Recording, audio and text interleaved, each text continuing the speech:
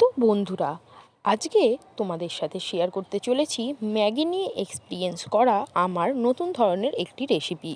প্রথমেই আমি এই এক্সপিরিয়েন্স করার জন্য নিয়ে নিয়েছি 3 প্যাকেট ম্যাগি, আর তার সাথে কুচি কুচি করে নিয়েছি পেঁয়াজ, আলু আর গাজর। বেশি সবজি বাড়িতে না থাকায় এগুলো দিয়েই কাজ চালাতে হয়েছে।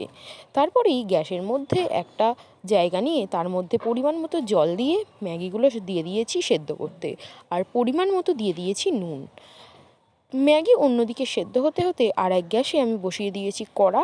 কড়া গরম হতেই দিয়ে দিয়েছি পরিমাণ মতো তেল।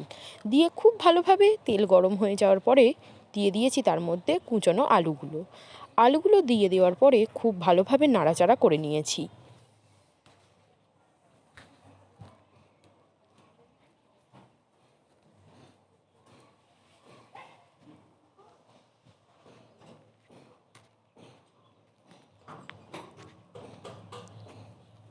আর অন্যদিকে ম্যাগিটা সেদ্ধ হয়ে গেলে ম্যাগিটা একটা পাত্রের মধ্যে ঢেলে নিয়েছি। তারপরে আলুটা একটু সামান্য ভাজা হয়ে যেতে তার মধ্যে দিয়ে দিয়েছি কুচনো গাজর, কুচনো পেঁয়াজ দিয়ে খুব ভালোভাবে নাড়াচাড়া করে আবার সবকটি উপকরণ নিয়ে ভাজতে দিয়ে দিয়েছি।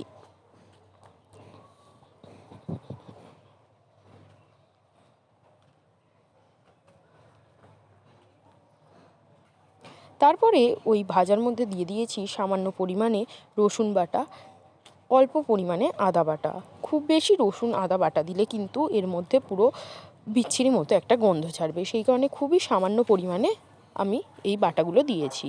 খুব ভালোভাবে নাড়াচাড়া করে মশলাটা খুব ভালোভাবে কষা হয়ে গেলে তার মধ্যে দিয়ে দিয়েছি পরিমাণ মতো নুন, পরিমাণ মতো হলুদ গুঁড়ো দিয়ে আবারও খুব ভালোভাবে নাড়াচাড়া করে নিয়েছি।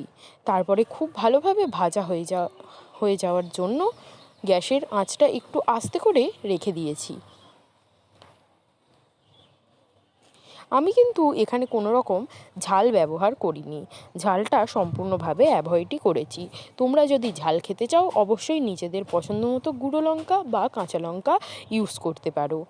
তারপর ওই ভাজাগুলোর মধ্যে একটুখানি আমি দিয়ে দিয়েছি ম্যাগির যে 3 প্যাকেট মশলা ছিল সেই মশলাগুলো। খুব ভালোভাবে নাড়াচাড়া করে নিচে যখন দেখবে একটু ধরে ধরে যাচ্ছে তখন সামান্য পরিমাণে জল দিয়ে আবারও খুব ভালোভাবে আমি নাড়াচাড়া করে নিয়েছি। তারপর জলটা শুকিয়ে যাওয়ার পরে খুব ভালোভাবে ওর মধ্যে সেদ্ধ করে রাখা ম্যাগিগুলো দিয়ে দিয়েছি। তারপর ম্যাগির সাথে ওই উপকরণগুলি খুব ভালোভাবে মিশিয়ে নিয়েছি। নিচে ধরে গেলে হালকা হালকা করে জল তরতরা দিয়ে আমি কিন্তু ম্যাগিটা সুন্দর করে সবটা মিশিয়ে নিয়েছি। তারপর যখন তোমরা দেখবে ম্যাগিটা সম্পূর্ণভাবে ড্রাই হয়ে গেছে তখন একটা পাত্রের মধ্যে নামিয়ে নিয়েছি ম্যাগিটা।